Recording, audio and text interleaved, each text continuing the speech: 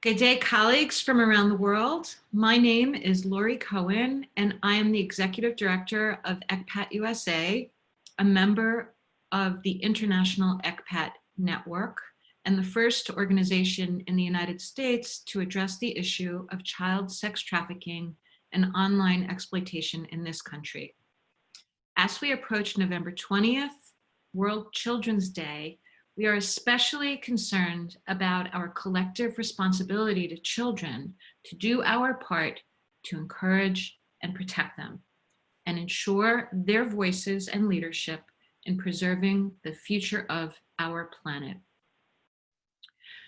30 years ago, the United Nations adopted the Convention on the Rights of the Child, ratified by every member state, with the exception of the United States of America. This convention, like all UN treaties, legally binds its signatories to adopt national laws, policies, and practices that conform with the provisions of the Convention on the Rights of the Child. 30 years ago, this required not only many, sometimes radical changes on legal levels, but also fundamental alteration of the ways in which families, communities, and society viewed children. Children had their own human rights, and 12 categories of these rights were included in the convention. One of those, every child has the right to be protected from danger, will be fundamental to our discussions today about ending violence against children. 30 years on, every year at least 1 billion children, nearly half of the world's children, experience violence. Enshrined in the Convention on the Rights of the Child, Article 12 is the right for children to be heard. Because who can tell us better about their lives and help us to understand what needs to happen to effect change? Today, including the voices of children, with apologies to our youth participants, the Convention on the Rights of the Child defines children as anyone under the age of 18. I know you think you're not children. To devise effective interventions to end violence against children is the topic of our panel. It is my great privilege to moderate this panel of esteemed experts, including our youth experts, and I will introduce them in the order in which they will be speaking. More detailed information about their extremely impressive backgrounds can be found in the registration information for this event. First, I'll be very pleased to be introducing Mama Fatima Singate, the UN Special Rapporteur on Sale and Sexual Exploitation of Children, Meg Gardenier, Secretary General of Child Fund Alliance, Faith Robles, a survivor of child sex trafficking and member of ECPAT USA's own Survivors Council, and a founder of Dahlia's Hope, a holistic aftercare program for survivors of sex trafficking. Our youth panel contains 3 very impressive young leaders, Escataline Milanes, a student at Beacon High School and a member of NYC Junior Ambassadors, Letitia Brutus, a student leader who is a junior at the High School for Public Service Heroes of Tomorrow in New York City, and a Global Kids World Summer Institute participant, and Sahida Majalagbi, student leader who is a senior at the High School for Medical Professions in New York City, and a Global Kids human rights activist. It is my great honor to introduce our keynote speaker, Mami Fatima Singate, the UN Special Rapporteur on Sale and Sexual Exploitation of Children. For audience members who have questions for Mama Fatima, we ask that you send them during her presentation, since other obligations are requiring her to leave after her remarks. She will spend 5 minutes after her remarks answering as many as possible. Mama Fatima, thank you so much for joining us today. Thank you, Laurie, for that introduction. Good morning, good afternoon to you all, and a special good day to my panelists, my colleague panelists. I greet you all from the Gambia. I am delighted to deliver the keynote address at this virtual gathering on the theme, Engaging Youth to counter violence against children. This gathering is a commemoration of two very important dates: World Children's Day, which is commemorated on the 20th of November each year, and the International Day for the Elimination of Violence Against Women and Girls, commemorated on the 25th of November each year. Nelson Mandela once said, "Our children are the rock on which our future will be built, our greatest asset as a nation. They will be the leaders of our country, the creators of our wealth, who care for and protect our people," end quote. It is therefore quite fitting that as we commemorate these two very important days, we reflect on how we can improve the welfare of children all over the world, as well as protect them from violence perpetrated against them. As Laurie mentioned earlier, the most important piece of legal instrument ever drafted in recognition of the civil, political, economic, social, and cultural rights of children is the Convention on the Rights of the Child. The convention came into effect in September 1990, and it's the most widely ratified human rights treaty in the world. It is founded on four core principles: non-discrimination, best interest of the child, the right to survival and development, and the respect for the views of the child. These principles must be the primary consideration for every authority or person on all actions concerning children, irrespective of who they are, where they live, and where they come from. The convention is also supported by 3 optional protocols.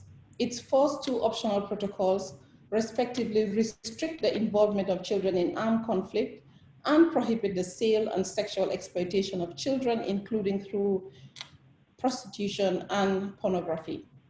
The third makes provision for children to bring complaints directly to the Committee on the Rights of the Child, which will be investigate allegations of violations, and they may direct governments to take action. Of particular relevance to this discourse today is Article 19 of the Convention on the Rights of the Child, which requires states to take measures to protect children from all forms of violence. I know Meg would be talking more on this issue, so I would not dwell on it, but just to highlight the fact that violence in this instance includes abuse and neglect in the family, bullying, corporal punishment, child trafficking, sale and sexual exploitation of children, both online and offline, child labor, recruitment of children as child soldiers, recruitment of children by terrorists and violent extremist groups.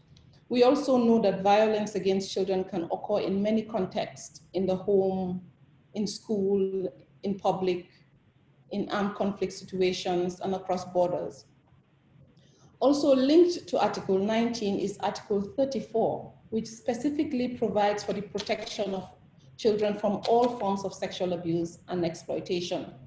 This article specifically is supported by the provisions under the optional protocol to the Convention on the Rights of the Child on sale of children, child prostitution, and child pornography. It must be noted that every child is vulnerable to violence.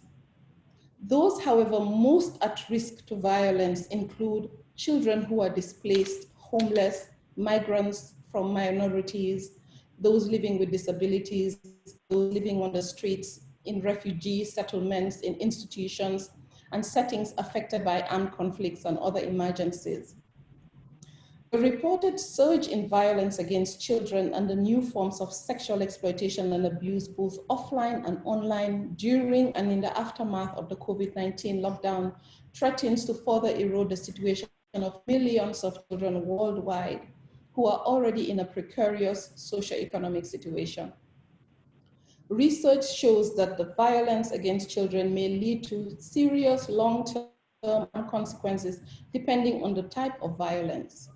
Consequences of such violence may include physical injury, sexually transmitted infections, unplanned pregnancies, depression, suicidal ideation, suicides, and sometimes, in some cases, death. That is why it is incumbent on every person, every government, every member of civil society, and children themselves to fight against any and every form of violence against children. My mandate as Special Rapporteur is dedicated to the protection of children from sale and sexual exploitation, including child prostitution, child pornography, and other child abuse material. It is the only mandate of the UN Special Procedure System with exclusive focus on children. The Special Procedure System of the Human Rights Council consists of independent human rights experts with mandate to report and advise on human rights from a thematic or country-specific perspective. The terms of reference of my mandate as prescribed by the Human Rights Council include analyzing the root causes of sale of children, child prostitution, and child pornography, addressing all contributing factors, including demand, identifying new patterns of sale, child prostitution, and child pornography, identifying, exchanging, and promoting the best practices on measures to combat sale exploitation of children, promoting comprehensive strategies, measures to prevent sale and sexual exploitation of children, and make recommendations on the promotion and protection of the human rights of children, actual and potential victims, as well as on the rehabilitation of child victims of sale and sexual exploitation, all the while integrating a gender perspective throughout the work of the mandate. The monitoring of human rights situation of children as it relates to my mandate is usually done through country visits, sending out communications to countries based on reports and complaints received, writing thematic reports, and conducting awareness raising and advocacy to promote and protect the human rights of children. So far, my mandate has, through the work of my predecessors, conducted many thematic studies on different issues, examining issues, trends, and effects relating to, for example, sexual exploitation of children online, sexual exploitation of children in travel and tourism, including in the context of major sports events, child prostitution, child pornography, child trafficking for sale and sexual exploitation, sale of children for the purpose of illegal adoption, transfer of organs, child marriage, forced labor, etc. The recommendations from these studies are targeted primarily at governments, United Nations bodies, the business sector, non-governmental organizations. Central to the effective execution of the terms of reference of my mandate is child participation. I believe that children's views on the realities of their lives in an ever-changing world are indispensable in understanding and building robust evidence to inform my intervention. Children, depending on their ages and level of maturity, should have the opportunity to freely express their views in all matters that affects them as envisaged by Article 12 of the UN Convention on the Rights of the Child. In her report on child participation as a key element in preventing and combating sale and sexual exploitation of children, one of my predecessors set forth a number of practical approaches that have yielded positive changes in ways of working with children as partners. And these include facilitating child-sensitive and appropriate information, taking into account the sensitive nature of the issues, involving children in creative arts, especially theater, producing child-friendly media, including booklets, leaflets, posters, television, and radio broadcast, using child-friendly spaces and forums, such as Children's Association, Youth Forum, Children's Council and Parliaments, and blogs, fostering online participation combined with, of course, online safety initiatives, and encouraging children's participation in public policy development and monitoring, including research, data collection at national, regional, and the international levels. One of the many ways for children to use their voices on issues affecting them is through the optional protocol on communication procedures, which recognizes that children have the right to appeal to the Committee on the Rights of Experts. The procedure reinforces and complements national and regional mechanisms allowing children to submit complaints for violation of their rights. Through this treaty, the international community puts children's rights on equal footing with other human rights, allowing for more accountability of states. Another procedure for complaints, which falls outside the treaty body system, is one that can be made through the special procedures of the human rights, and that's one I'm familiar with. Any individual or group, civil society, intergovernmental entity, or national human rights body can submit information relating to the violation of the rights of the child as it relates to the scope of the mandate of the expert holder under the special procedures. After receipt of the information on violations of the right of a right, the special rapporteur will, in a letter, present the allegations and request clarifications on them from the government. When necessary, the special rapporteur will request the concerned authorities take action to prevent or stop the violation, investigate it, bring to justice those responsible, and make sure that remedies are available for the victims or their families. Unfortunately, special procedures do not have the power or authority to enforce their views or recommendations on anyone.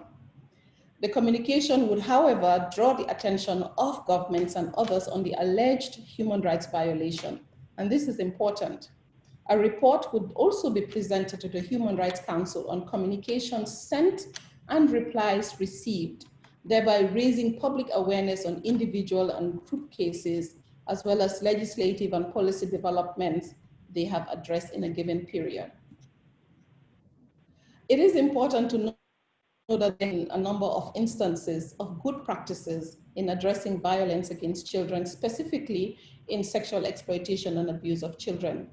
These include strong legal framework developed, of course, with the participation of children to protect children and criminalize the different types of abuse and violence, adequate budgetary allocation for the effective implementation and application of laws, effective data collection to aid in determining the extent of the problem and ensure targeted intervention. Helplines have also been known to be very effective for children at risk and young people to seek support, care, and protection, and to access child protection systems. At this point, I would like to congratulate and commend ECPAT USA for convening this event. It is a means of raising awareness on violence against children and empowering young people with the information needed to protect themselves and fight against violence perpetrated against them. We all have a role to play in responding to violence against children, and the most important means of protecting children is through prevention. We must therefore continue to continue the process of raising awareness on the many types of violence and abuse against children. We must empower children to speak up and out against the violation of their rights and give them the platform to contribute towards changes that would ensure their protection. I thank you all for your kind attention. Thank you so much, Mama Fatima, for those really wonderful remarks and for setting the stage for this conversation today.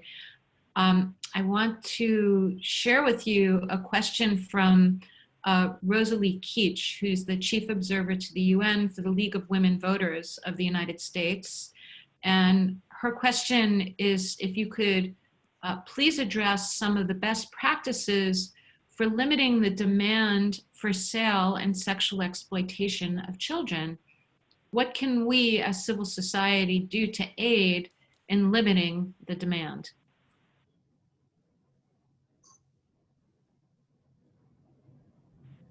First, thank you so much. First, as I had said earlier, the best way to protect children is through prevention. And how do you do that? Sensitization, sensitization, sensitization.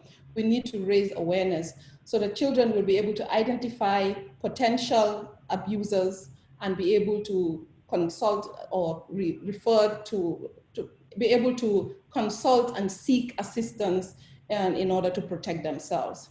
Another way is to ensure that we formulate robust laws, very strong laws that ensures that criminals are prosecuted, effectively prosecuted, in order to serve as a deterrent for others. There are many ways, but the most important means of addressing or limiting the demand is through prevention.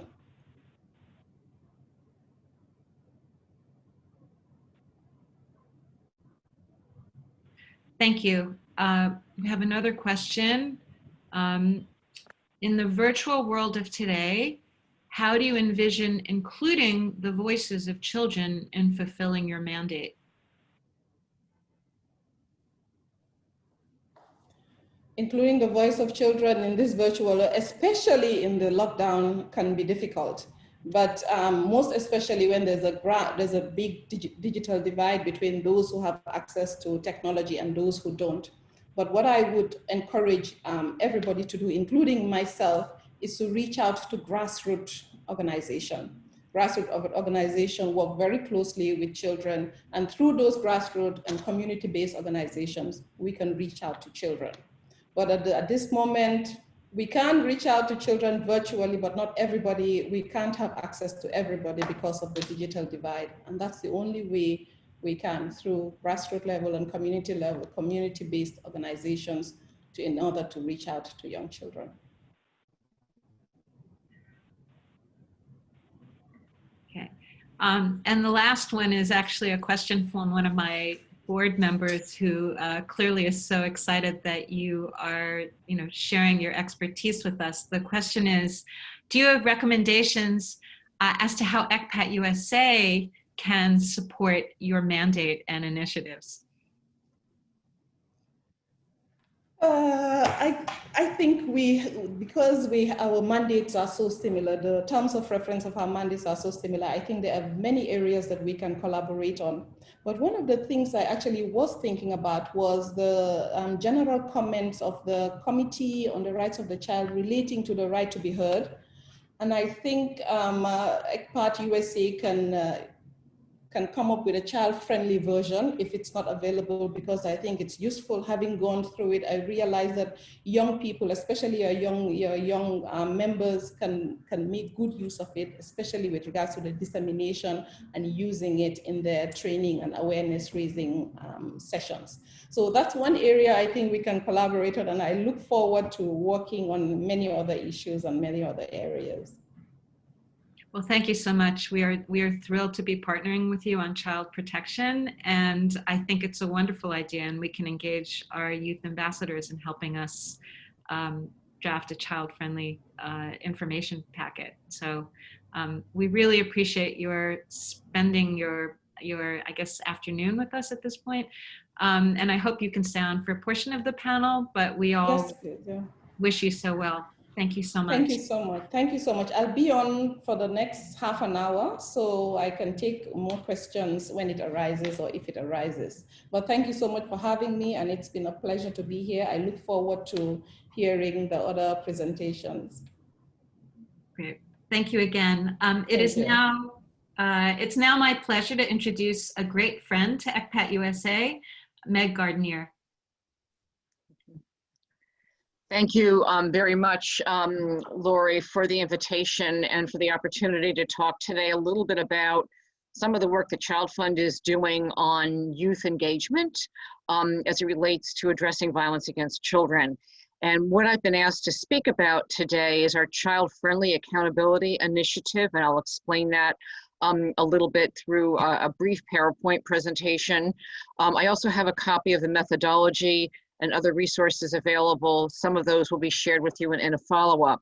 But I do want to just reinforce a point that Lori has made about the UN definition on the rights of the child going up to the age of 18. I realize that the term child-friendly suggests something quite young, and today I'll be talking about an approach of ours that has really engaged young people ages primarily 12 to 18. So I'll use the term young people a lot, but as I mentioned, the terminology is child friendly. So I'm just going to share my screen briefly and start with the first slide here. So there we go. Okay. Child-friendly accountability is an initiative that Child Fund developed, but it's built on a literature review of many, many good programs that have been done over time. So we actually wanted to adapt to what we had learned so far that was really effective in the realm of child participation, as the UN Convention on the Rights of the Child refers to it. I very much appreciated the remarks of the Special Rapporteur on the sale and sexual exploitation of children. She underscored the core principles that guide the convention, one of which is, youth participation. And I would have to say, having followed the developments of the UN Treaty on Children's Rights since its adoption 3 decades ago, I would say that the piece on child participation, on youth engagement, has been getting more prominence in the last 10 years. We certainly don't have enough, but I would say there's a greater recognition of it in the global community. I'm seeing a lot more opportunities for young people to speak out at these global forums like we have today. And I think it's all in the right direction, and really looking forward to hearing from the young adult panelists shortly. So we developed this child-friendly accountability initiative because we wanted to help duty bearers strengthen formal and informal child protection systems. And what we really mean by child-friendly accountability is, I'm going to flip back and forth here, but just to empower children to hold governments accountable. And to date, the experiences that I'll be talking about are based on our efforts so far to reach close to 8,000 children across 9 countries and several hundred project locations. So we are operationalizing this as we speak. The piece I should mention to you is that child-friendly accountability does fall in line with the Sustainable Development Goals. And we know that when the Sustainable Development Goals were drafted by the UN General Assembly, or adopted by the UN General Assembly in 2015, the Secretary General at the time said it was very, very important that young people have a voice in the global goals. And so we matched this initiative with goal 16.2, which is to end all forms of violence against children. And I did want to mention that the Oak Foundation has given us a grant for this, for which we're very grateful. And I think I point this out because I think it's important to show that donors are behind this. Donors are looking for good global initiatives on young adult participation. So we'll just flip through a little bit here on some of the work that we're doing on child-friendly accountability. To talk about a couple of things, I think, today. And I'm going to just switch over again. I'm going to stop sharing this one, and I'm going to bring us over to another PowerPoint that I would like to share with you that just goes into some of the basics a little in greater ways. And then I could always, follow up with people who had more questions. Just a brief word about who we are. We're a global network of 12 child-centered development organizations working in more than 60 countries around the world with access to over more than 16 million children and families. We worked very closely with the child focus agencies to get this goal and target 16.2 in the Sustainable Development Goals, which is to end abuse, exploitation, trafficking, and all forms of violence against and torture of children. And the definition of child-friendly accountability is just to give children the knowledge and skills they need to hold governments and local leaders accountable to their obligations to end all violence against children. Really important here to point out is that the initiative focuses on monitoring the performance and accountability in child protection systems. We do not monitor individual incidents of violence. We are not engaging children to do that. We think it's not safe. We know that there's a referral mechanism in this program for young people who are experiencing violence in their own communities to take action. And again, this is because of our child safeguarding protocols. We would never put young people up in front of governments to report individual incidents of monitoring violations. We consider that more bilateral approach that's customized to the needs and the age of the young person. As I mentioned, we directly engage young people primarily between the ages of 13 and 17, and we work with children who are in school and who are not in school, such as those who are in vocational training or living on the street.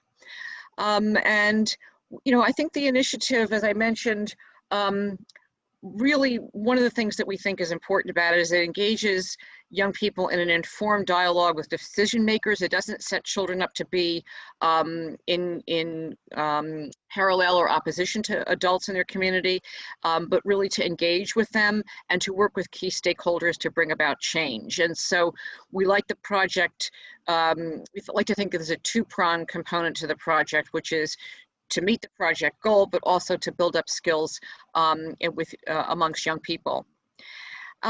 Just to show you a little bit about what we've done so far, we worked with all of our program directors across our countries to develop the guide for child-friendly accountability. We have a methodology that's available in several languages that outlines what the role and the purpose of this is. And we have 3 pillars: assessment, analysis, and action. The first one on assessment is for young people to learn about their rights, about child rights, violence prevention, and child protection, and work with facilitators to identify child protection laws and policies, and then translate them into child-friendly versions. And then they share this information with peers, parents, and other members of the community. The next pillar is analysis, where participants map and analyze the performance of a child protection system, starting at the local level. They identify and interview child protection actors. They analyze whether the laws and policies and the actors are meeting their needs, and then they identify gaps and bottlenecks. And they share this information with the community. And then it's the action. You know, young people identify ways to improve the child protection system in collaboration with duty bearers. They develop an action plan to mobilize peer and community support. You know, this could be a campaign, putting on a play, painting a mural, lots of, you know, ideas, some of which were mentioned earlier by the special rapporteur. We've developed a field manual and a toolbox for this. It's on our website. I'm very happy to share this with anyone who's interested, along with the methodology. And we have a web-based platform that, and we are hoping, we're still working on this, to help young people to access resources, raise awareness about their rights, and report on gaps. So this is one area that we're still working on. As you know, was mentioned earlier, you know, not all young people have access to online, you know, materials and resources, so we're sensitive to that. And just really quickly, you know, we've been working, as I mentioned, in many countries. Here's some examples. You know, the pilot project that we did in 2017, of course, we've built on it then, was in Vietnam, Mexico, Paraguay, and India. We were very satisfied that in all countries, the participants reported that their confidence had increased because of their participation in child-friendly accountability. And this is really important to us, is to give young people both skills and confidence to work with other duty bearers in their communities. And again, we know so many young people are so frustrated by lack of action in their governments, and we want to protect safe ways for young people to develop good skills to engage. So we were quite pleased about that. And again, here's a young woman from Mexico testifying in Mexico. And she says, it's just not all on us. We need everyone to be held responsible for ending all forms of violence against children. So while youth participation is the vehicle, it is not the stop. The total goal. The goal is really youth participation as a channel for change. And again, in Paraguay, a group of out-of-school children persuaded the mayor to clean up and add lighting to dangerous parts of town to make it safer. The mayor also agreed to have the Child Welfare Office visit remote villages twice a month, so children didn't have to travel to the distant town to make reports. So again, you see, we were able to get some action at the local level. In Vietnam, participants made a part of law on children into local languages to make it more accessible to children who lack knowledge in child abuse and child protection. Again, in alignment with what I think we were hearing earlier from the rapporteur, is let's create as many child-friendly, child-sensitive materials as possible. And then in India, again, I'm just reporting on the pilot. You know, there were observable changes in children's behavior and perception of their rights. while that, that project was being implemented. And here's just, a grouping of the young people who participated. Just a young woman from Vietnam who got up at 5 a.m. every day and walked 5 kilometers to join the child-friendly accountability activities. And she said, I'm really interested in this because I've gained new knowledge on children's rights and know who to talk to when needed. So now we're expanding it. We've expanded in Paraguay. We've expanded it to a number of other countries. We're trying to get it out to more countries where we're operative. Just to let you know, that we have the methodology and tools that we can share with interested partners. When we received the foundation grant, it was agreed that we would share this with everyone. It's open source.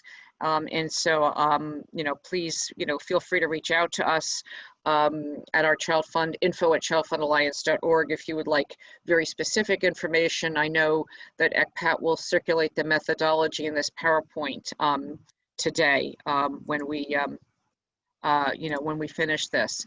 So I just want to be respectful of my time, and I'll stop here. I know that there's an opportunity for questions later, but just a thanks again to Lori and all of you for letting us share this, one approach of many to get, more young people engaged in mobilizing on behalf of their rights. Thank you. Thank you so much, Meg, and for these really compelling examples of how you engage children's voices in a child-appropriate manner. We really appreciate that, and we're so glad we can learn from you. Although the United States has not ratified the Convention on the Rights of the Child, it has shown serious commitment to ending violence against children by ratifying 2 important legally binding instruments that Mama Fatima had mentioned: the optional protocol to the Convention on the Rights of the Child on the sale of children, child prostitution, and child pornography, and the optional protocol to prevent, suppress, and punish trafficking in persons, especially women and children, which is part of the UN Convention Against Transnational Organized Crime. ECPAT USA has been the lead civil society organization in developing and submitting the alternative reports to the US periodic reports mandated by its ratification of each of these optional protocols. Why ECPAT USA? In 1991, ECPAT USA was established as part of the newly forming ECPAT International. It was the first nonprofit organization in the country with the mission of preventing the commercial sexual exploitation of children. Our first focus was addressing the staggering number of Americans engaged in sex tourism. It soon became apparent that we urgently needed to create awareness of the large number of children here in the United States who were, and I might add who still are, being sexually exploited every year, and to advocate for measures to protect children from this violation of their human rights and prevent it from occurring. An important aspect of ECPAT USA's prevention efforts is our school programs, which aim to provide age-appropriate lessons in building healthy relations, using digital technology responsibly, and offering protective information to students on the methods and motives of traffickers. Youth engagement is at the core of our work, and our Youth Against Child Trafficking, or YACT program, benefits both from the contributions of youth leaders and from members of our Survivors Council, a group of brave women and men, survivors of the commercial sex trade, who inform every aspect of our work. And for more information about the YAC program, please check us out on Instagram, and we'll just share with you a couple of Instagram examples that we post. So, making it very child-friendly, very child-accessible, myths and truths about content on the internet and on social media. So that's just one of many examples we're posting on Instagram pretty much every day. So please follow us. The link to follow us is at the bottom of this slide, and we're happy to make it available to our audience participants. Speaking of our Survivors Council, it is a particular privilege for me to introduce Faith Robles, who not only contributes to ECPAT USA's advocacy and educational work, but who also has helped found an organization that provides trauma-informed, holistic services for trafficking victims. And Faith, it is a great pleasure for me to be introducing you today. Thank you so much for joining us. Thank you so much, Lori. As Lori said, my name is Faith Robles. In 2010, I was trafficked into the United States, and I was arrested 2 times by the Border Patrol agents. But they never asked me why someone was answering the questions for me. Instead, they let me go. During the time that I was trafficked, police officers would stop me. Instead, they let me go. Sometimes the police officers would see me with drivers, and when they asked me questions, I never made eye contact with them because I was scared. I was told that if I said what was happening to me, they wouldn't believe me and that they would arrest me. So instead of looking at them, I avoid eye contact. Law enforcement officials had the opportunity to rescue me a number of times, but it never happened because I was not rescued by the law enforcement officials. I chose to escape. When I attempted to escape the first time, my trafficker beat me up to the point that I was unable to open my mouth. People who saw me, people who used to buy me, saw me with bruises, but they never said anything. Instead, they continue abusing me. In 2014, I was able to escape. I had wonderful law enforcement agents that took care of me. Without agents' help, I can't imagine how my life would be today. If the law enforcement officials see a sex trafficking victim, they will see all kinds of signs. She will have a suitcase. She will have a lot of money on her suitcase, a big number of condoms, certain type of clothing that is not age appropriate. I know that some of the girls have people who follow them. If you notice that the girls can't communicate, that she speaks Spanish, you could ask, ¿necesitas ayuda? ¿Dónde necesitas ir? If the police officer noticed that she is not looking at his eyes, she seems nervous, she seems shaky, she starts to cry, they should get someone who speaks Spanish to see if she's okay, if she needs help. There is a possibility she won't realize that she's been trafficked.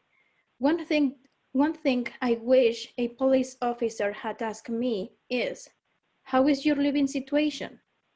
Then I would have been able to say, I'm being trafficked. I believe law enforcement officials need training in spotting someone who is being trafficked, whether they're an adult or a child. If a 14-year-old can be trafficked, a 20-year-old can be trafficked also. I want law enforcement officials to be trained in the following ways. Number 1, treat sex trafficking victims like humans and not like criminals, because they became victims of a crime that they were forced to do. Many sex trafficking victims are given a criminal record for prostitution, even though they were forced to do the crime. The number 2, if a law enforcement official arrests someone, teach the official to listen to the victim. If you help one victim, you might be able to change more than one life. For example, by not realizing that a minor, more than likely and scared, an officer may miss someone who desperately wants help. Listening to victims helps. 3. It is important to help adults such as minors. All victims deserve respect, and they want to feel that officers care about what happened to them. If a victim trusts the officer, then they are more likely to help arrest the trafficker. Without trust between the victim and officers, they probably won't be a successful investigation. 4. Law enforcement officials do understand that victims of sex trafficking were victimized by someone who knew how to manipulate and threaten them. Victim want the law enforcement officials to realize that sometimes their traffickers would threaten to take the life of their loved ones, and because they didn't want their family to get hurt, the victims were forced to commit a crime that they never wanted to do. Teach law enforcement officials that victims would like to hear an officer say that being trafficked was not their fault. 5. Finding someone who speaks the victim's language is very important to feel understood. I wish law enforcement training include videos where survivors tell their stories in their native language. I only spoke a Mayan dialect, a Spanish, when I was first trafficked. Spanish is my second language. Now I speak English, which is my third language. No one asked to be trafficked. Who will stand up for victims like them and like I, myself? I encourage you to give training to law enforcement officials. I believe that there is a connection between racism and sex trafficking. My first language is not Spanish. I speak a Mayan dialect called Chol in Mexico. They would make fun of me. Te bajaron del cerro a tamborazos means someone pushed you down from the mountain, which is what my traffickers would say to me, meaning that I didn't have anything and I was poor. The girls in my class would make fun of me. They would say, she doesn't speak Spanish. They said I had lice, which I did because I lived on a farm, but my mom would work hard to take it out. I used to translate words from Spanish into the Mayan dialect, and I would recite poems. I loved to do that, yet my classmates would make fun of me.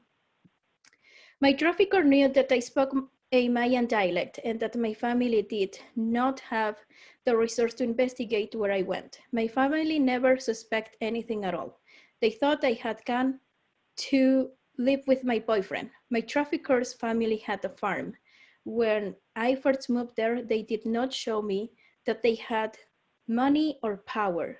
But when I was under their control, they did show me that they had power. My family is indigenous.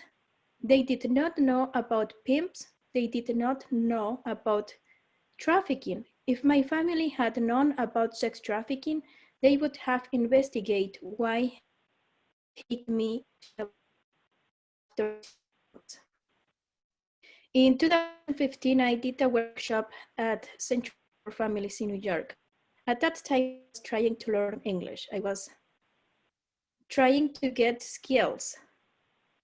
One day, I went into a counseling center that served Latinos where I started to talk a lady in English, but then a man told me that I don't have to speak in English, that they were speaking Spanish. They threatened me so badly, and I didn't like that I was trying to speak in English. I felt Latinos judging someone else who's speaking in English is so awful. They should be happy that I was trying to speak in English. I promised myself that I would learn English. I don't like to be judged, and I don't like to be why I speak English, and I don't like to be asked why I don't seem like a Mexican. I needed to get education to be able to communicate with others and stand up for myself. In 2019, I helped found and create an aftercare program for survivors of sex trafficking. I wanted to help create an organization where survivor aftercare services would be found in one location instead of going to many different places to find aftercare services. The organization I helped create is called Dahlia's Hope, and it provides education services, clinical care, housing services, vocational training, life skills, education, community, and volunteer involvement, and medical assistance to survivors of sex trafficking. I believe that without the help that I received when I escaped, I wouldn't have a job, a home, a family, education, and clinical care. I believe that with help, anything is possible for survivors today. I invite you to listen to the stories of survivors, but also to those professionals that have experience on this subject. No one asked to be trafficked, but I do ask you and law enforcement officials to get educated on human trafficking and how to stop this child abuse. We cannot happen. If we don't do it, we'll do it. Protect your own daughter, your loved one. Would you answer to be to protect and educate our government officials? To those victims who are still out, I'd like to let you know that you're not alone, that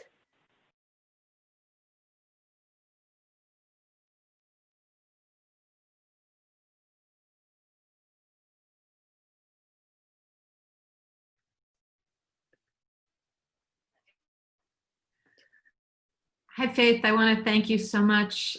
We lost your sound at the end, but your story and your strength and your resilience is just so inspiring. I know that one piece that motivated you so much to learn English was to be able to share your story to protect others. And the fact that you have really devoted your life and your experience to making sure that no child is harmed again is something that we can all draw tremendous strength from. So I just want to thank you for being here with us today. And I'm sure that the audience will have many questions for you at the end. I do, at this point, want to engage our wonderful youth panel, Scataline, Letitia, and Sahida. Welcome. And we're looking forward to hearing your perspectives. And if we could bring them onto the screen now, thank you. Great. Well, welcome again. We're really looking forward to this part of the conversation. I know that Mama Fatima especially said she was really excited to hear what you had to say because she wants to learn from you as experts on the needs of youth. A core aim of the Convention on the Rights of the Child is for young people's voices to be heard, but it requires for youth to be informed, have a space, have an audience, and have influence on the outcome. How, in the situation of the COVID lockdown, are you each developing the skills and the voices to be heard? And who should we start with? Do we have any volunteers?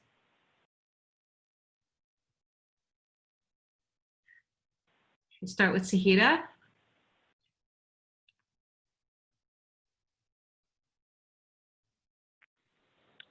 All right.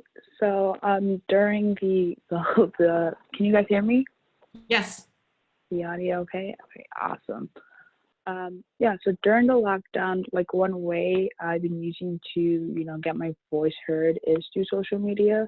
It's been really helpful in order to get my voice out there. So I started this Instagram account called Climate on the Horizon to spread awareness about different aspects of climate change in which people wouldn't have known about before. Also, there's a thing called Essential Needs for Life, which is the,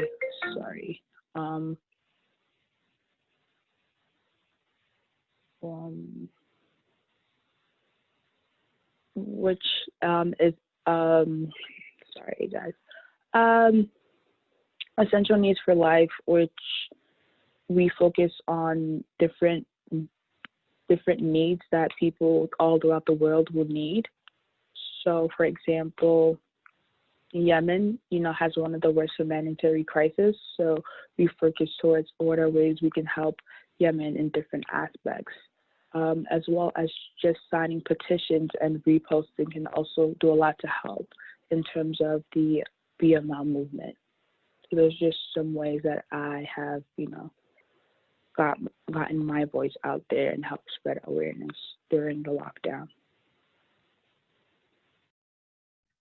Good for you. And I would imagine that your generation has a real advantage in terms of getting your voices heard through social media, because you're all so much better than the rest of us in using social media. Scataline, do you have anything you'd like to add about how your voice has been heard? Yes. Good morning, and thank you for the opportunity to participate in this event where we provide the voiceless a voice. During the lockdown, isolation has had a huge impact on everyone, whether it's negative or positive in terms of the huge shift toward a predominantly online society. And the impact is without a doubt more of a negative one, from the limits of the voices of those in need and the inability to reach out for help to developing low mental and physical health. And though we've faced many obstacles along the way, it's important not to forget that under this pandemic, we may have, global issues have escalated and worsened, highlighting subjects that we may have overlooked before. So it's critical that we work as nations united to combat them, as well as sustaining an environment where change is welcome and taken into action. Some ways I, along with the rest of the youth in our ever adapting online environment, have been ensuring this to be possible and that we are heard is through the use of technology. As we've mentioned before, where we're able to communicate with those who we are no longer in physical contact with, such as attending this event where what I'm saying is being respectfully listened to, and advocating for social justice and bringing awareness to conflicts around the globe that many are not yet aware of, and providing them with the many resources needed to create this change and further educate them, along with advocacy and activism taken offline. And this includes things like marches and protests that have been going on through these past few months. One of the few advantages of being under quarantine, I think, is a chance for us to have reflection on what we can figure out that we want and need from authorities and from our own selves in order to change the communities that we've built to be the way they've become today, adapting and adjusting the way we live our lives to then better fit those current circumstances. And I think that in times of crisis, people tend to be brought together, and that is what we have been seeing this 2020, where we've learned to advocate for others and see the grander schemes of things versus a one-sided perspective. These past few months, I was reminded how much bigger the world is compared to myself, and how much it is truly struggling today, largely from racism and poverty and inequality and illnesses, a lot of which is responsible for the violence that is taking place. It's troubling to even acknowledge at times, and it can be stressful, but it shouldn't stop us from speaking up for what's right, and it should be a motivator to changing these wrongs. Thank you. Thank you so much. And this platform gives us the opportunity to hear from youth leaders like you, and it's really so delightful to hear what each of you have to say. Letitia, is there anything you would like to add as well to this question? Yes, hi, I'm Leticia, and I wanted to say thank you for this amazing opportunity to be here. So throughout the pandemic, it had changed our lives dramatically in ways that we would have never thought. So it's been hard for us to have our voices heard because everyone is online now. But however, through the use of social media, we have campaigned and raised awareness on issues that are going around the world and as well as our country. For me, basically, I have taken part in a program with Global Kids kids called the Human Rights Activists project, and basically we research issues that are happening around the world, and we raise campaigns also. And through the use of social media, I have made a website with other youth leaders on how we can help out young children around the world and like raise awareness on how we can help them. I know that sometimes like it can be hard to speak on social media because people might judge you. However, this time has given us like a place where we can have our voices heard and speak out on these issues. Thank you. It's so helpful. The topic of this panel is ending violence against children. And I wanted to ask each of you if there is violence in your school or in your community, and how can you contribute to its prevention?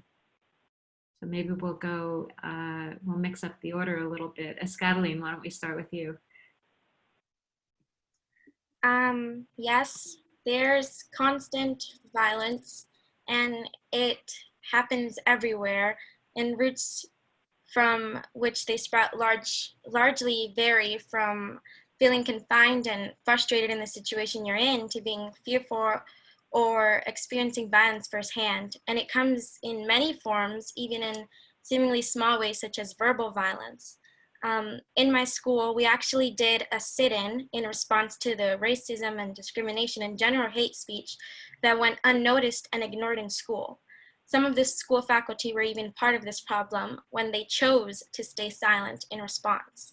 The sit-in was organized by multiple clubs or organizations and was entirely student-led. It was successful in reforming school policies and diversifying staff members, along with many more changes, and was incredibly engaging and respectful. Many students from all boroughs were speaking up instead of being talked down to, and told everyone of their personal experiences of living in a less than ideal environment and their experiences as a minority. I think that people tend to see the world through their own experiences, and when they aren't able to witness or comprehend what another is going through, occasionally they do not empathize with, or will at least never truly understand the situation, especially when they do not make the effort to do so. This is not to say that the actions here are justified, because they aren't. People just have the choice to control their responses to the situations that they're going through.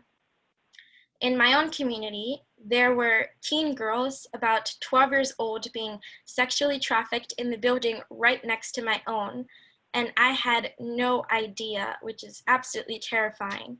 These things, they happen daily and right under our noses, and not only do they happen here, but globally.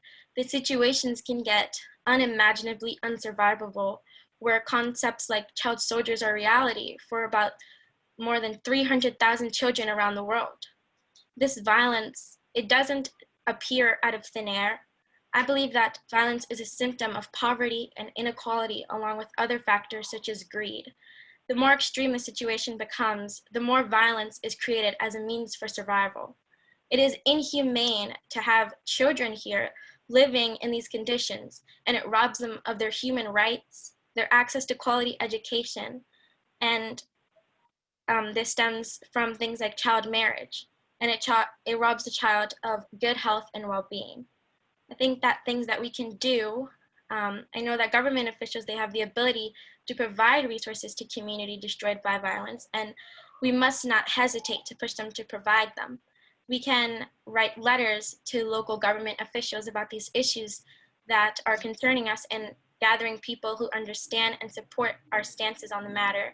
So, because I think that there's a greater power in numbers.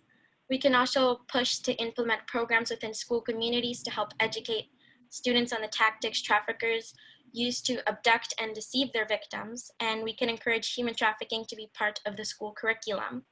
Even creating something as simple as a club is a key way to educate and teach others to be safe.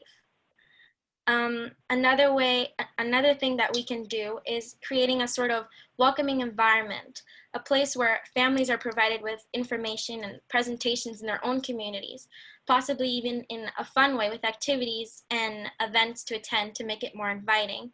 it should be a place where the community can come together to learn about ensuring the safeties of those around them. And I know that the US isn't part of the Convention of the Rights of the Child because it would be some sort of invasion of privacy, which sounds absurd to me, but this would be a way to sort of check in with families without being invasive. Thank you. Thank you, Scataline, for that tremendously thoughtful and actually really thrilling answer. I just want you to know ECPAT USA is involved in some advocacy with federal government where we do want to be speaking with members of Congress for New York who represent New York City. So we'll definitely be in touch with you after this presentation because we absolutely want your voice to be heard as a really strong advocate for children's rights.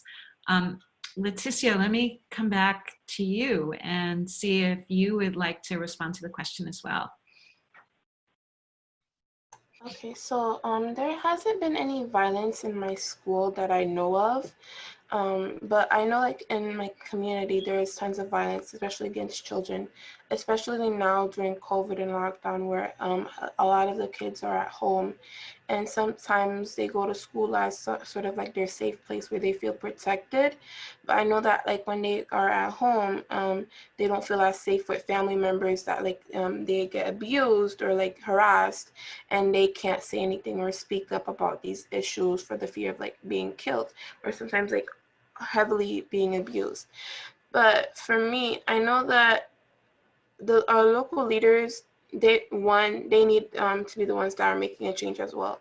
They need to be aware of these issues that are going around in the country and like also their community as well, and not just focusing on themselves, because sometimes when they're focusing on themselves, they don't know about like the struggles that children are facing and like what they have to go through each and every single day. And sometimes the children, especially, they can't speak on about that. And I feel like as youth leaders, we should raise awareness to this as well and bring light on the situation, not being afraid to speak up and going to these leaders, even though they have a higher status than us. That's one way that we can advocate and like have our voice heard, and also like raising campaigns as well, like on social media, because now a lot of us are on the internet and using technology. And social media is a major influence, and now you can see like through social media, especially Instagram, how young advocates are speaking up, especially like Greta Thunberg and like these young leaders, and how global climate and like also like saving the children around the world, because we shouldn't be worried about ourselves only, but we should be worried about the education and lives of other children around the world.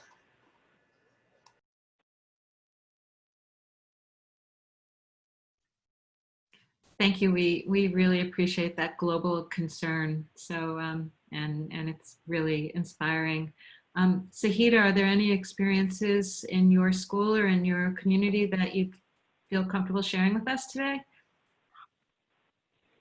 No, not necessarily. There hasn't been any violence that I have experienced personally, but I do know that we have, our friends or family or people near to us who probably have somehow experienced, where we felt threatened, in a situation.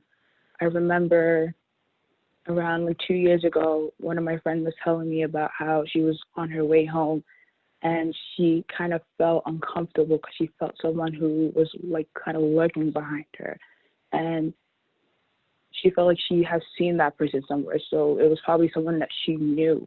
But she also, again, had to think about the precaution that she needed to take in order to protect herself, just in case of, a situation going down south, and it can be those who know us or those who's closest to us, or those who know the path in which we take and the routes that we take to go from home to school, or from home to our, extracurriculars to home.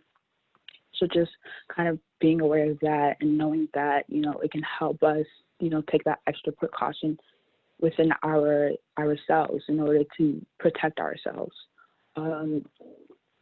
I feel like within the school community or the local community, what we can do in order to, help youth who do feel afraid in that situation is have a sort of buddy system where if you live in a close proximity to another one of your classmates or another one of the students who go to your school, probably you guys can, go home together. That way you feel safer when you're going home, especially during the days where you have to be in school late due to you playing sports.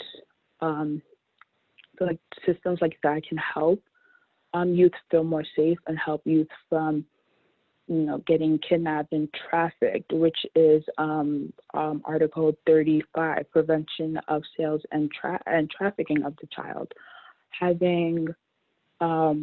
Probably having the local government have like guards within every transportation system. So let's say you take the train home and a bus home, which a lot of us do. And if you feel uncomfortable from the point of school to that mode of transportation you would take, there will probably be a special guard who you can go up to and say, I feel uncomfortable, I need your help. And that way, that guard can safely take that student, that youth to their destination. And that can help prevent situations where, children are abducted and then go into, being sold for God knows what, So I feel like those are ways in which we can protect our youth from instances like that. Thanks so much. So we've been talking about physical threats, and each of you have talked about social media as a tool that you've used to amplify your voices, and it's exciting to hear young people use that tool to obtain to advocate for human rights and social justice. As I mentioned in my remarks earlier, ECPAT USA has our Youth Against Child Trafficking program that we bring into schools, including into New York City public schools, to talk about best practices for online safety. And I'm curious to know if it's a two-part question. So part one is, do any of you know if your schools have a program like that they're using to make sure that students in your school of all ages are safe and how to use the internet safely? And then two, do you know anyone in your social network who was exploited through someone online, maybe through a trafficker, maybe through catfishing, maybe from somebody who was threatening to distribute inappropriate photographs? And I will, why don't I see if we get any volunteers rather than call on people. Yeah, I can start off with that. I know, we all use various different types of social media, whether it's Instagram or Snapchat or Facebook. And I feel like we've all been, messaged by someone who we did not know, or some account, they're called like spam accounts. Sometimes, Instagram does have a place where, these spam accounts do get flagged, but they're still able to message people. Even in the sense of having your account hacked too, that can also be a way in which, you can be taken advantage of online, and that way they can have access to your phone and your pictures too. So, you can get your pictures out there, do that way, just by, making sure that you don't click the links. The other day I was talking to my friend, and he said that, there's a lot of situations where, people would DM you saying that, you can find a way to get more followers, or some gimmick that they would use to kind of lure you in to click on their link. And that link that you will click, they have access to your account like in a flash. And that way they can just, use that to contact more people in order to, drag them along. So I personally don't have a program within my school that focuses on, those certain dangers and, how to see that that's the danger. Like, don't click on like links that you don't know of, and even if it's from your friend's account who send that link, you know, if it's something unusual, don't click on it, because that's how they get to you. You know, they hack into your friend's account and then they will message you from your friend's account in order to get to you as well. So if we do have more programs like these are the warning signs that, you know, you're potentially going to get hacked, or someone is trying to contact you for whatever reason it may be. This is what you do. These are the next steps you can use, because you can't just tell, you know, teenagers that no, you're not allowed to use social media, because, you know, everyone is using social media, and, you know, they will want to use social media. So it's either they're using social media behind your back, or, you know, there's just going to be conflicting issues around that. It's just, how do we use social media safely, or what privacy terms can we demand from these people who are, you know, the creators of the social media? How can they, you know, implement more privacy terms in order to protect users as they use social media? So.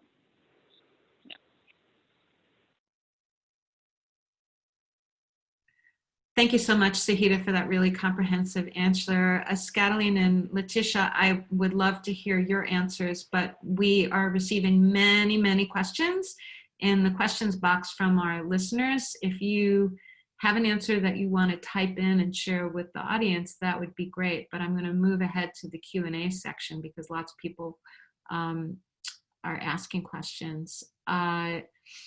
All right, so the first one, Sahida, would you repeat the name of your organization? It's called Climate on the Horizon. I mentioned too, it was Climate on the Horizon and Essential Needs for Life. So Climate on the Horizon more focuses on, you know, climate change aspects. And, you know, that was a way that I figured out, how do I, you know, how do I get out information virtually to people. And the other one is Essential Needs for Life, focusing on, you know, the basic human needs people all around the world need but don't have. So that one is more in a work in progress. So it's those two, Climate on the Horizon and Essential Needs for Life. Thank you. Meg, I'm going to ask you, we got a question that you were kind enough to answer privately, but I think it's a really important answer, and Sahida referred to this, oh no, Scataline referred to it as well, why the US has not ratified the Convention on the Rights of the Child, and I'm hoping that you can share this as succinctly as you can, because it's a big issue with our audience.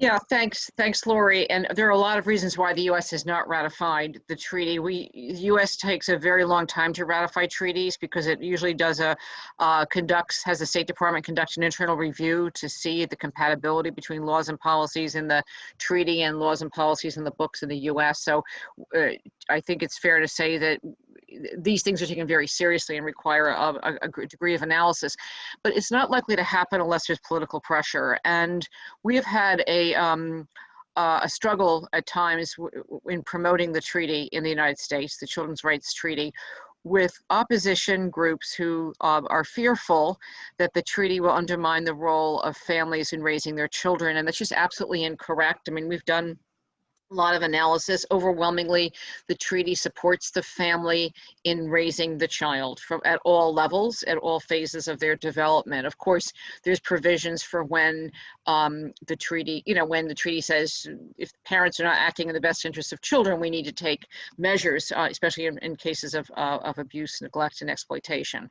But that is probably the most single issue that has come up over time, and I think it's linked to the fact that we don't understand the principle of sovereignty and how UN treaties relate to the principle of sovereignty.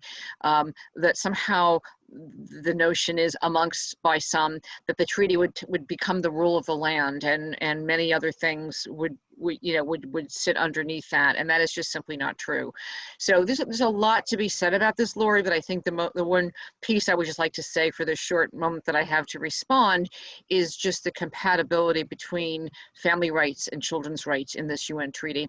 And also to point out that the US was instrumental in drafting this treaty in the 1980s in Geneva, when it was drafted by the Human Rights Council once a year with heavy participation from NGOs. And it's interesting to note that the provisions on civil and political rights, on the freedom of thought, conscience, and religion, on the right to association, the right to assembly, those were actually largely introduced by the US. Yet today, the opposition has taken those very principles and thwarted them, thinking that the freedom of association means that, my child has the right to join a gang, that the freedom of information means that my child will have access to pornography.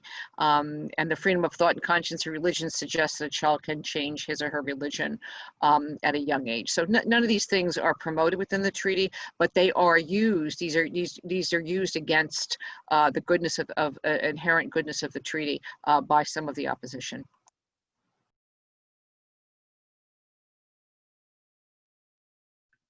Thank you. That was a great primer on. When I saw that question, I thought, ooh, I hope Meg answers it, because it can be a really long answer.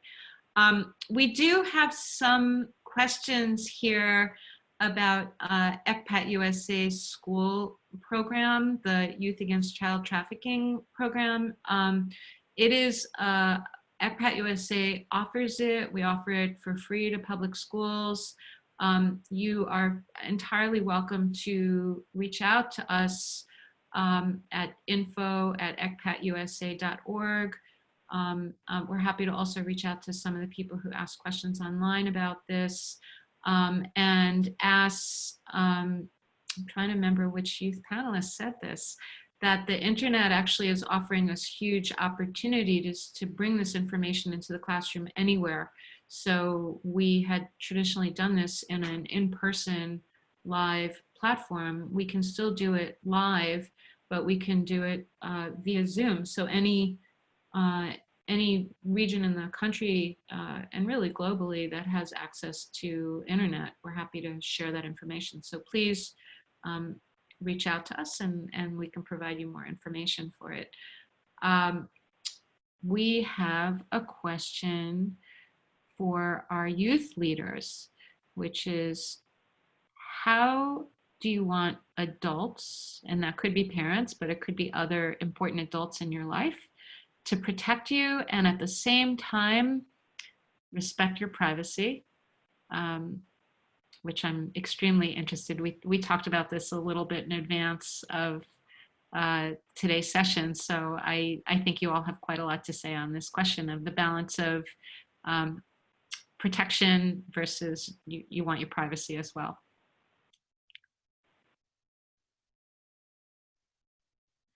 Anybody want to speak? Cataline?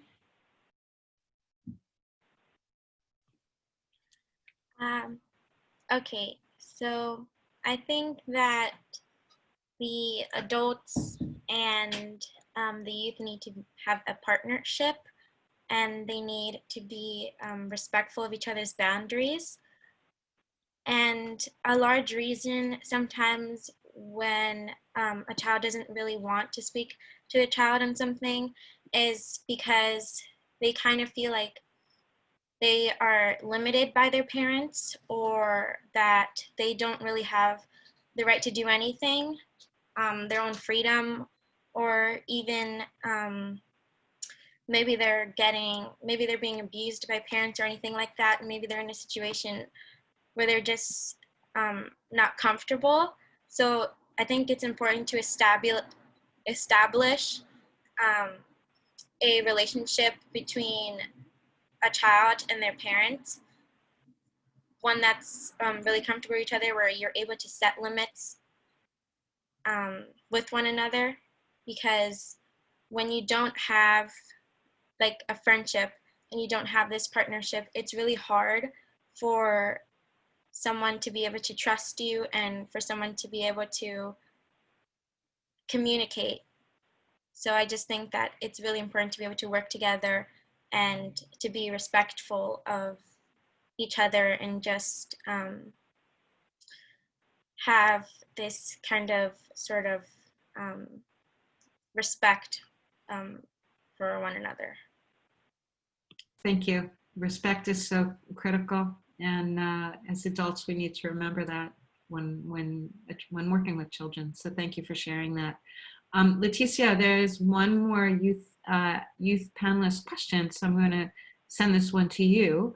What do you think is the greatest barrier to getting more young people involved and speaking out against violence? So like there's like a ton of barriers that children are afraid, because sometimes there are many children that are afraid of like speaking up and having their voice heard, and they're afraid that if they do speak up, they might nobody will care about what they have to say. And I feel like nowadays especially, we shouldn't have to be afraid of what other people think about us or our opinions, because it's up to the youth leaders and others to make a change in the world and like society as well. And I feel like our biggest barriers like also with leaders in our communities as well, because like they don't take us seriously with what we have to say, especially if we talk about climate change. Some people might not believe climate change is actually real, or if we're talking about especially sexual exploitation of children, they might think that what we're saying is like false or false information, and they don't want to believe us.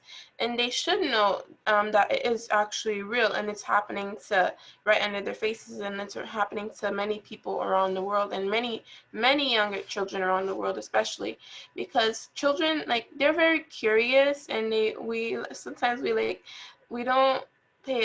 pay attention to our surroundings, but sometimes we just want to like get a better knowledge of those around us and things around us. And I feel that that's one way that we can stop being afraid, and like also being aware of your surroundings. Like if somebody sends you a message, don't immediately think, oh, this person wants to be my friend and stuff like that. Don't immediately go out, and like if the person says let's go out and let's go to the movies, don't immediately do that. Always have a parent, or like what Skyline was saying before, like not overstepping your boundary. If you feel like you're being threatened or harmed, talk to your parents or like an adult about it, because adults are our biggest supporters, and I feel like adults can also help us out. If we can't speak up for ourselves, then adults can also help us out as well. Thank you so much. I would like to add on to what Leticia was talking about, just about like safety, and just like when you do like meet people online. I feel like we're at a time where we use the internet to meet with other people, kind of like online dating. We use that to meet with people, and with that, dangers can come with it as well. And parents sometimes feel like they can't do anything to really protect their child.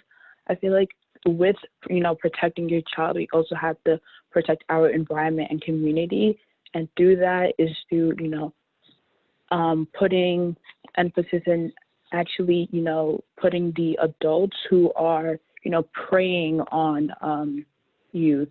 We need to put a lot of attention on these group of people in order to they need to take accountability for the actions and the role they play in our society. Because if these people who are preying on youth and on females and on children were taken out of the equation, they will not be that fear of my child is going out, with someone, So the likelihood of, your child going missing or being abducted or being trafficked, it reduces significantly. But because we do have this group, now children and youth are endangered. So what we need to do is we need to have a team and a system that identifies, these people and these prey, and we need to get them out of that community where, people will have, their kids and their children, because those are the people who will be looking for your children to be preying on, as, they go to the park with their friends or go to the movies, or, as you're walking your child and driving your child to school, we have no idea whether our neighbors are the predators, or someone we go to like church with or mosque with, or anyone.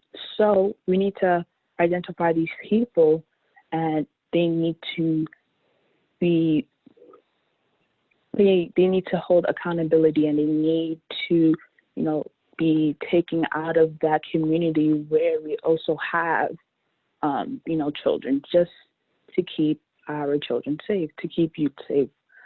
So I think that is really important as well. Thank you, Sahida. I really appreciate it. We are at time, but I have one final question that I'm going to direct to Faith, which I think, each of our young people, have really talked about the importance of communication and respectful communication and youth engagement. And that's so critical. And, one question that came up was, asking about ECPAT USA's programs in the schools. And sometimes we'll get a school administrator that says, okay, you can teach this class, but don't say the word sex. Or you can teach this class, but don't say trafficking or prostitution, because we don't, if you say that word, that's going to hurt our children, and some, that's going to make bad things happen. So Faith, I just want to ask you, just very quickly, because you were trafficked starting at the age of 14, what would you say to a school that says, well, you can talk about this, but don't mention those words? Well, actually, we need to teach the kids, that's for sure. There's nothing that we could do. We have to use those words, sexual assault, sex trafficking, because I wasn't told that. Nobody came to me and taught me, there's sex trafficking out there. No one. So I think what we need is to be able to give training to schools, because maybe that could have saved my life. Parents need that too as well. And that's very important, to educate everyone. For example, if someone would give me a training without using sex trafficking, child abuse, but I got the training, but I don't know what it means. Maybe I know what it's about, but when if I face something that is similar about sex trafficking, I might not be able to recognize. So we do need to talk about it. We cannot just cover one eye and leave one open, but we have to have both of our eyes and show what is human trafficking, and not just coming out here, talking. We have to talk to our kids openly. And most of the times I do understand that parents doesn't talk about it at all. My parents did never talk to me about sex. And I think we could still educate the youth in a way where a psychologist, a professional who has experience, how to come and educate us. That's very important. Great. Thank you so much. We are completely in agreement with you, and we will make sure to use that information when we're asked to talk about sex trafficking without saying sex or trafficking. So language does matter. I want to thank each of you for sharing your incredibly valuable viewpoints today. ECPAT USA will continue to elevate youth voices, promote policies that protect young people, engage communities, and train private industry to recognize trafficking so that children will no longer be exploited. We invite you to visit our website at ecpatusa.org and access the free resources that we have for youth, their families, the private sector, and policymakers. And I was just going to ask our webinar organizer just to share a slide of an example of the type of resources that we have available. We just have different guides available that we rolled out in English and in Spanish. We're making them available in Chinese and Korean and soon Russian. So please stay tuned. ECPAT USA is committed to ensuring that every child has the right to grow up free from the threat of sexual exploitation and trafficking. And I want to thank you all today for an exciting conversation. And this concludes our panel.